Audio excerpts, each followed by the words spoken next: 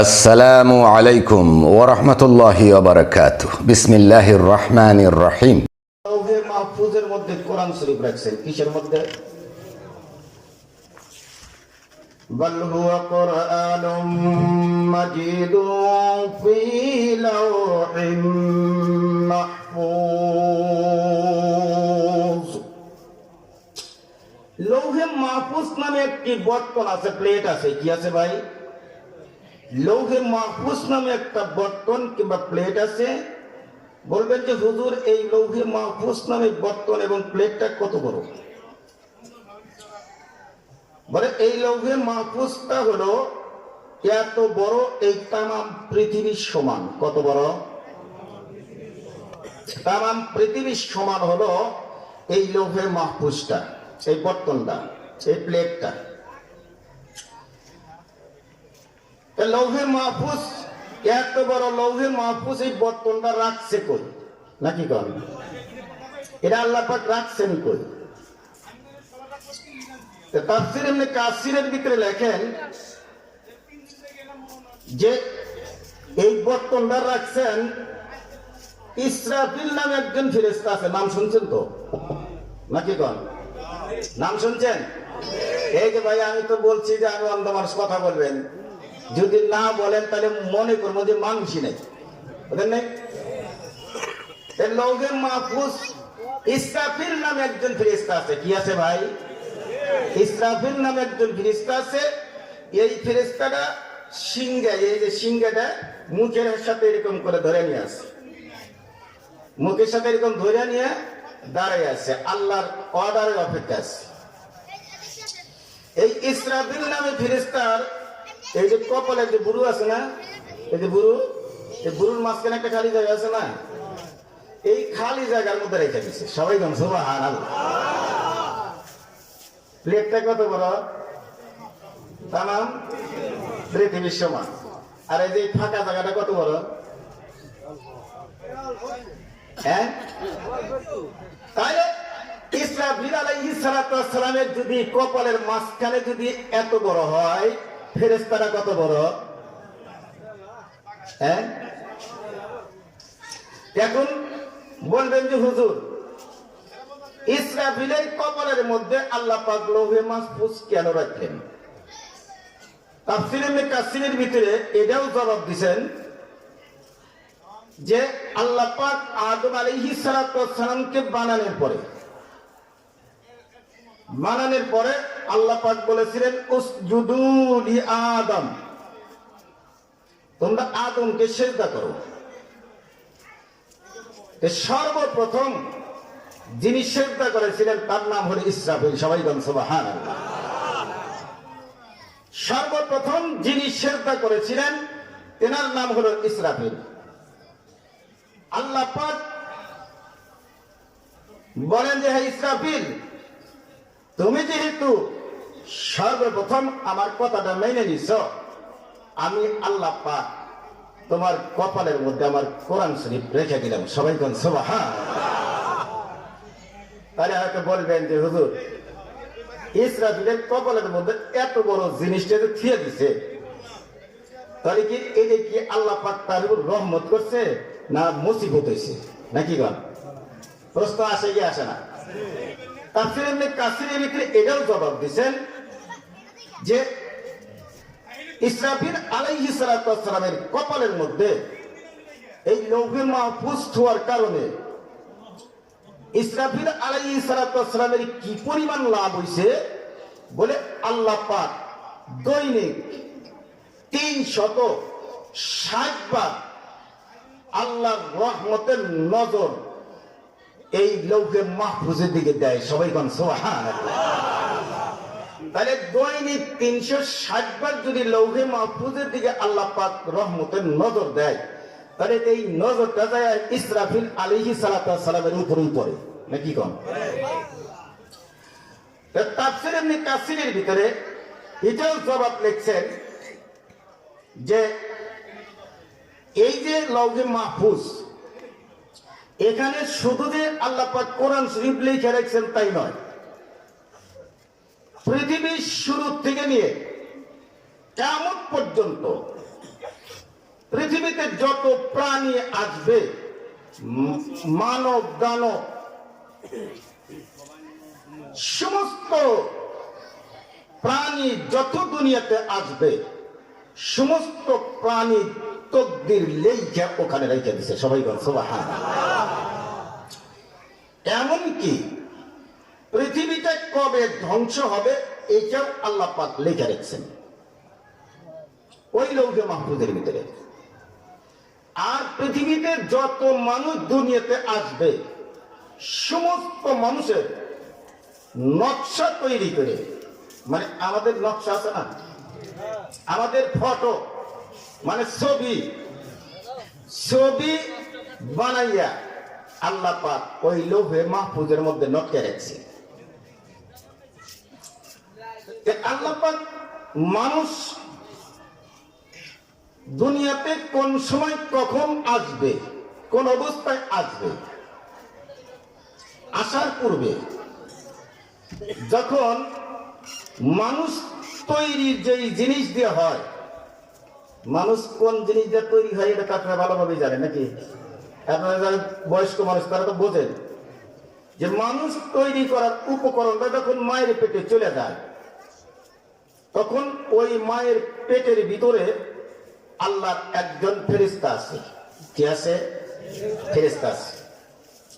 এই ফেরেশতাটা নিয়ে হাতের তালুর উপরে এই উপকরণগুলো নিয়ে আল্লাহকে ডাক দেয়, বলে আল্লাহ এটা কি কাজে লাগাবো না নষ্ট করে দেব? যদি আল্লাহ পাক বলেন যে এটা কাজে লাগাও, তাহলে কাজে লাগে, আর না হলে নষ্ট করে দেয়। বলে যদি কাজে লাগাই তাহলে এটা মেয়ে হবো না ছেলে হবে? এটা হাতের আঙ্গুল 10টা হবে না 12টা হবে? চোখটা একটু টেরা হবে না সোজা হবে? আল্লাহ পাক বলেন, ও আমার ফেরেশতা, আমার বলার কিচ্ছু করার নাই। ওই যে লৌহে মাহফুজ নামে একটা বোর্ড আছে, ওই বোর্ডের দিকে তাকায় দেখো, 50,000 বছর আগে ওর ছবি লটকায় রাখছে, ওখানে তুমি দেখো। সবাই জানছে না? তো ওইখানে দেখো। আপনারা বিল্ডিং তৈরি করেন না?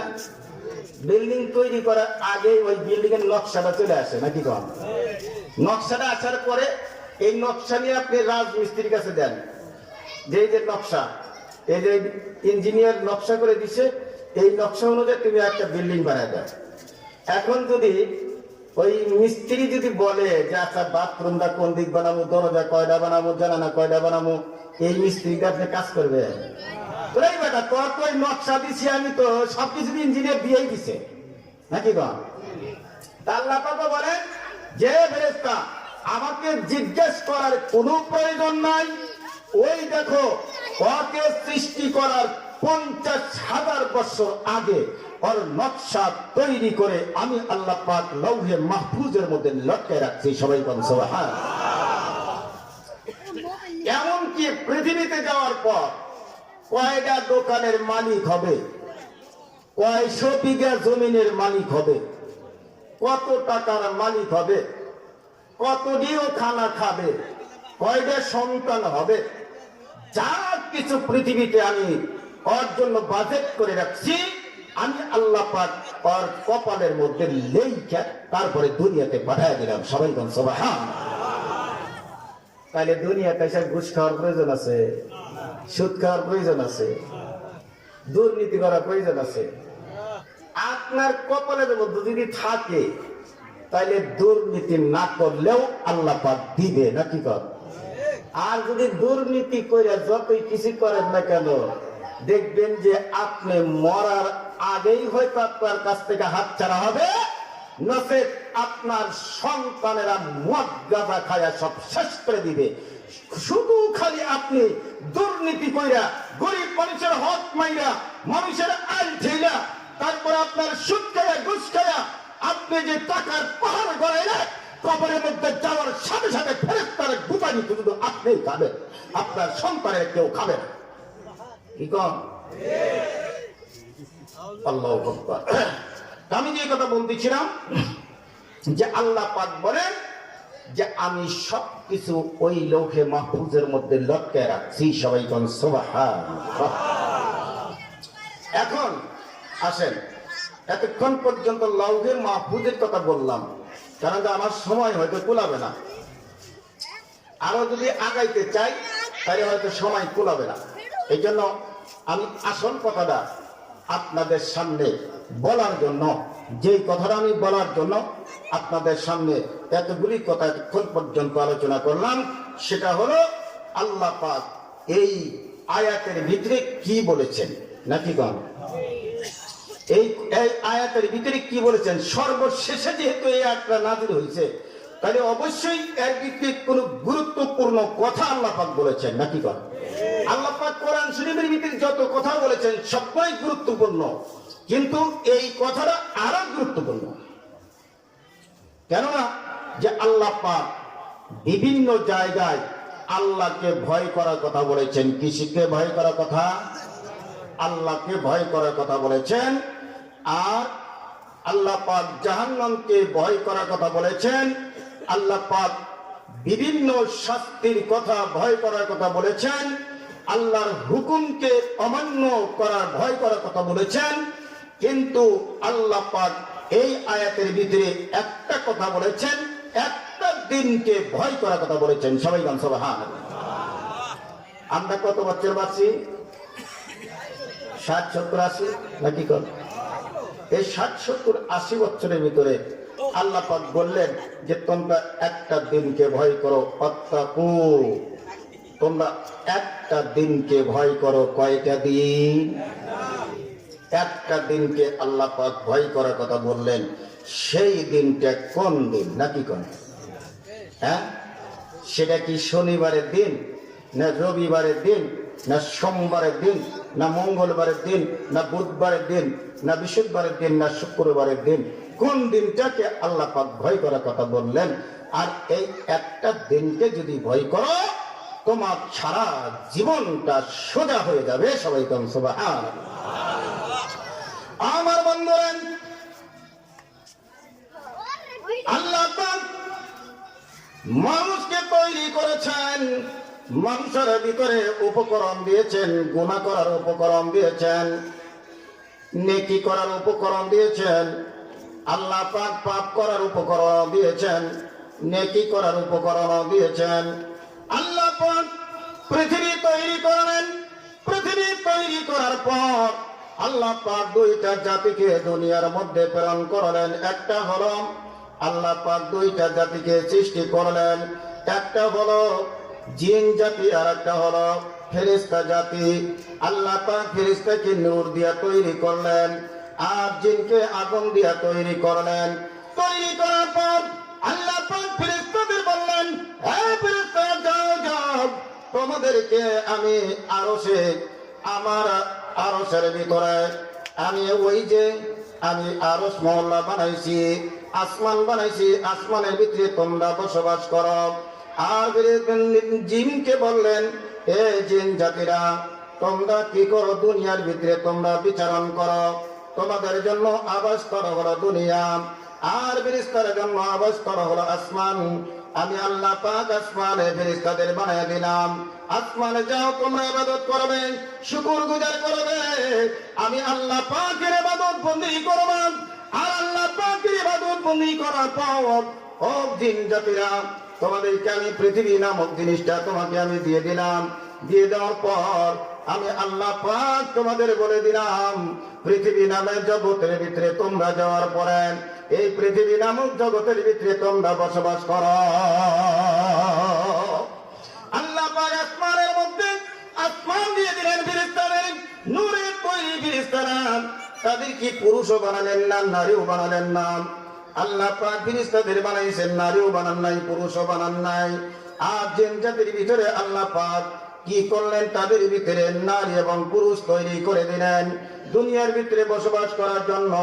দুনিয়াটা তাদের জন্য দান করে দিলেন। তাদেরকে দান করে দিলেন, যাও যাও, তোমরা দুনিয়াতে যাও, তোমরা দুনিয়ার ভিতরে বসবাস করো। বন্ধুরা আমার, দুনিয়ার ভিতরে জিন জাতি যখন আসলো, জিন জাতি আসার পর এই জিন জাতিরা আল্লাহর নাফরমানি শুরু করে দিল। নাফরমানি করতে করতে কেমন একটি পর্যায়ে চলে গেল, আল্লাহ পাক তাদের উপরে নাখোশ হয়ে গেলেন। আল্লাহ পাক ডাকটা বলেন, ফেরেশতারা এই জাতিকে আমি তৈরি করেছিলাম আমার ইবাদত বন্দি করার জন্য, আমার গোলামি করার জন্য। আমি আল্লাহ পাক এই সমস্ত জিন জাতিকে আমি সৃষ্টি করেছিলাম। জিন জাতিরা দুনিয়ার ভিতরে যাওয়ার পর এই সমস্ত জিন জাতিরা তারা আমার হুকুম মানে না, আমার গোলামি করে না। ফেরেশতারা যান এই সমস্ত জিন জাতির উপরে গজব দিয়ে তাদেরকে হত্যা করে ফেল। হত্যা করার পর ফেরেশতারা আসিয়া তাদের উপরে গজব দিয়ে দিলেন, তাদেরকে হত্যা করলেন। যে সমস্ত জিন জাতিগুলি আল্লাহর উপর ঈমান এনেছিল, আল্লাহ পাক কি করলেন, এদেরকে সমতল ভূমির থেকে তাড়ায়া তাড়ায়া পাহাড় পর্বত এদেরকে পাঠাইয়া দিল।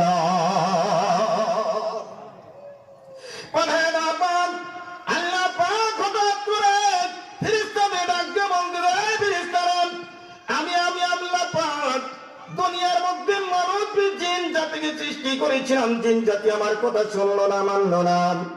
এই জন্য আমি আল্লাহ পাক সিদ্ধান্ত নিয়ে ফেলেছি। বলে কি সিদ্ধান্ত নিয়েছেন গো আল্লাহ? বলে আমি দুনিয়ার মধ্যে একজন প্রতিনিধি তৈরি করব। আমি যে দুনিয়া বানাইছি দুনিয়ার মধ্যে একজন প্রতিনিধি আমি আল্লাহ পাক সৃষ্টি করব।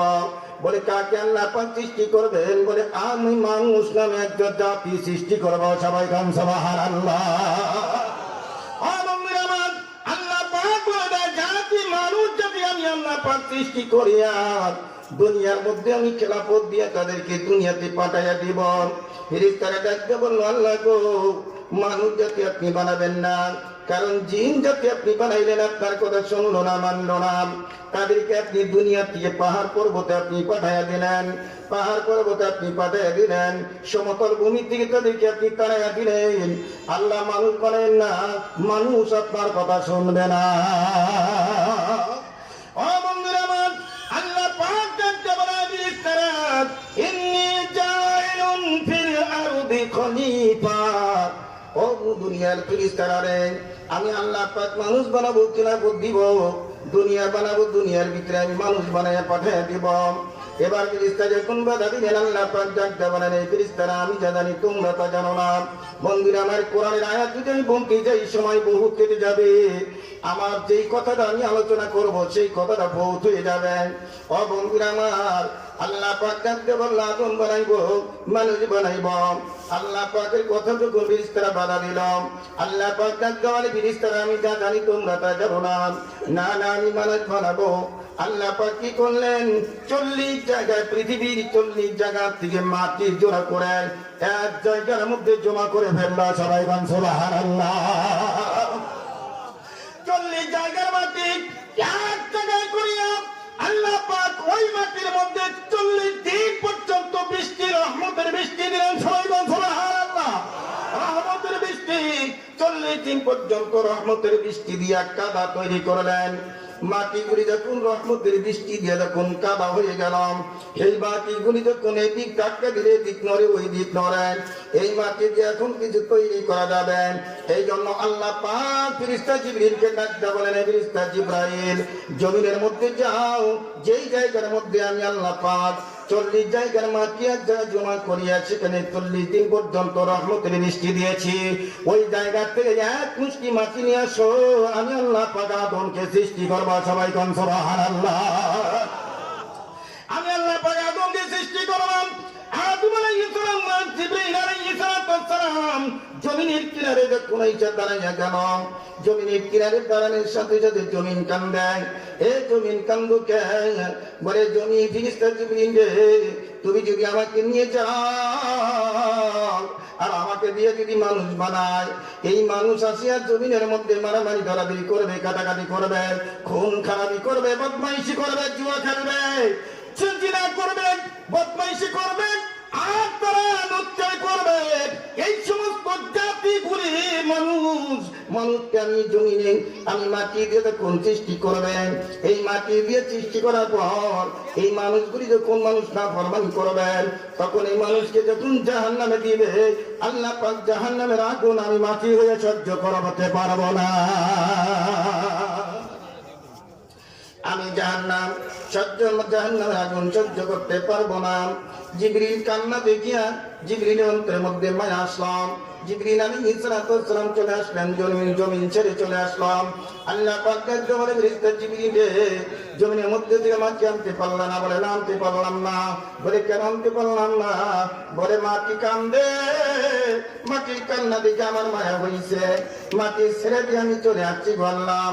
ফেরেশতা আল্লাহ পাক কি করলেন? ফেরেশতা মিকাইলকে পাঠিয়ে দিলেন। মিকাইলের কি অবস্থা, তিনিও চলে গেলেন। ফেরেশতা নিতে পারলাম না, মাটি ইসরাফিলকে পাঠিয়ে দিলেন।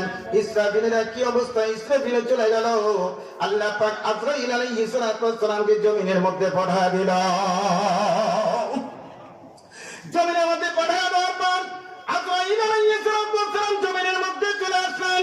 চলে আসার পর জমিনের মধ্যে যখন আসলেন, যখন মাটির কিনারা দাঁড়ায় গেল, মাটি কসম দিয়ে বলতেছে, একমাত্র ফেরেশতা আজরাইল, আমি তোমাকে খোদার কসম দিয়ে বলি, আমি মাটি তুমি নিও না, আমি মাটি তুমি নিও না। বলে কার কসম দিতেছে রে মাটি? বলে আমি আল্লাহর কসম দিয়ে বলতেছি। বলে যে আল্লাহর কসম দিয়ে তুমি বলতেছ, ওই আল্লাহ পাক আমাকে পাঠিয়ে দিয়েছে তোমাকে নেওয়ার জন্য। তোমার কথা শুনবো না, আমার প্রভুর কথা শুনবো? না না না, আমি তোমার কথা শুনবো না, আমার প্রভুর কথা শুনবো।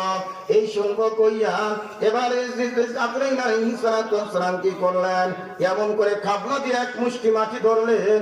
মাটি নিষ্ঠুরের মতো দুনিয়া, মাটি যতই কান্দিল মাটির কান্না শুনলো না। আজরাইল আলাইহিস সালাম মাটি খামচা দিয়ে ধরিয়ে যখন নিয়ে গেলেন, এই আজরাইল আলাইহিস সালামের এক খামচা মাটির ভিতরে 40 মণ মাটি ছিল। কত মণ মাটি? আপনাদের খারাপ লাগতেছে? খারাপ লাগতেছে? যদি এভাবে কিছুক্ষণ আলোচনা করলে চলবে? চলবে কিছুক্ষণ আলোচনা করলে? ইনশাআল্লাহ। আপনারা বিরক্তর আগে আমি ছেড়ে দেব ইনশাআল্লাহ। বুঝলেন? আল্লাহু আকবার। আজরাইল আলাইহিস সালাম মাটি নিলেন। মাটি নিলেন 40 মণ। কত মণ মাটি? 40 মণ মাটি দিয়া আদম আলাইহিস সালামের এই পর্যন্ত সৃষ্টি তৈরি করেন। এই পর্যন্ত কতটুকু? এখান থেকে নিয়ে পা পর্যন্ত। কতটুকু? এখান থেকে নিয়ে পা পর্যন্ত 40 মণ মাটি দিয়া আল্লাহ পাক তাকে সৃষ্টি করলেন, ফেরেশতা দিয়ে বানাইলেন। মুফাসসিরিনগণ বলেন যে আদম আলাইহিস সালাম 2টা বর্ণনা দিবেন। একটা বর্ণনায় হলো 60 হাত লম্বা, আর একটা বর্ণনায় হলো 60 গজ লম্বা। 60 হাত, হাতের মাপ যদি হয় তাহলে 60 হাত, আর যদি 60 গজ হয় তাহলে 120 হাত। এত বড় লম্বা একটা বড়ি আল্লাহ পাক 40 মণ মাটি দিয়ে তৈরি করলেন।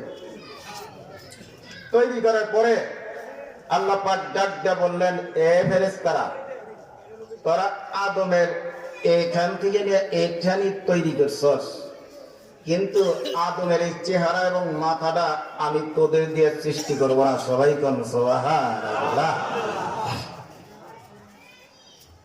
ফেরেশতারা ডাক দিয়ে বললেন, তাহলে আমরা যদি না বানাই, এই চেহারাটা কে বানাবে? কে এই চেহারাটা বানাবে? বললাম আল্লাহ পাক ডাক দিয়ে বলে, ফেরেশতা, আমি আল্লাহ পাক আমার ওই বান্দার চেহারাখানা এবং মাথাটা আমি আল্লাহ পাক সৃষ্টি করবো। সবাই কোন সুবহানাল্লাহ। আল্লাহ পাক নিজে এই চেহারাখানা বানাইলেন। ও বন্ধুরা আমার, এই চেহারাখানা কিন্তু বন্ধুরা আমার আল্লাহ পাক এই সমস্ত বডিটা আল্লাহ পাক আদম আলাইহিস সালামের সমস্ত বডিটা আল্লাহ পাক বানাইলেন মাটি দিয়া। কিন্তু বন্ধু, এই যে মাথাটার চেহারাটা আল্লাহ পাক নিজের কুদরতি নূর দিয়ে আল্লাহ পাক সৃষ্টি করেছেন। সবাই কোন সুবহানাল্লাহ। আপনার এইখানে খামচা দিলে দেখবেন মাটির দাগ হয়, সাদা হয়, হয় কি হয় না? হ্যাঁ, আপনারা কোনদিন কি পরীক্ষা করে দেখছেন যে এখানে যদি খামচাইয়া যদি লাল করে ফেলান মাটির দাগ দেখবেন? এখানে মাটির দাগ আছে? মাটির দাগ নাই। কারণ যে আল্লাহ পাক এই মাথা এবং চেহারা নিজের হাত দিয়া বান্দাদেরকে বড় যত্ন করে সৃষ্টি করেছেন। সবাই কোন সুবহানাল্লাহ। বানাইলেন মাটি দিয়ে, বানানোর পরে কয় আমি আল্লাহ পাক সবার সেরা করে আমি আদমকে সৃষ্টি করলাম। সবাই কোন সুবহানাল্লাহ। আল্লাহু আকবার, আল্লাহু আকবার। আমার বন্ধুরা, আদম আলাইহিস সালামকে বানানোর পরে যখন তাকে আসমানের মধ্যে রেখে দিয়েছে,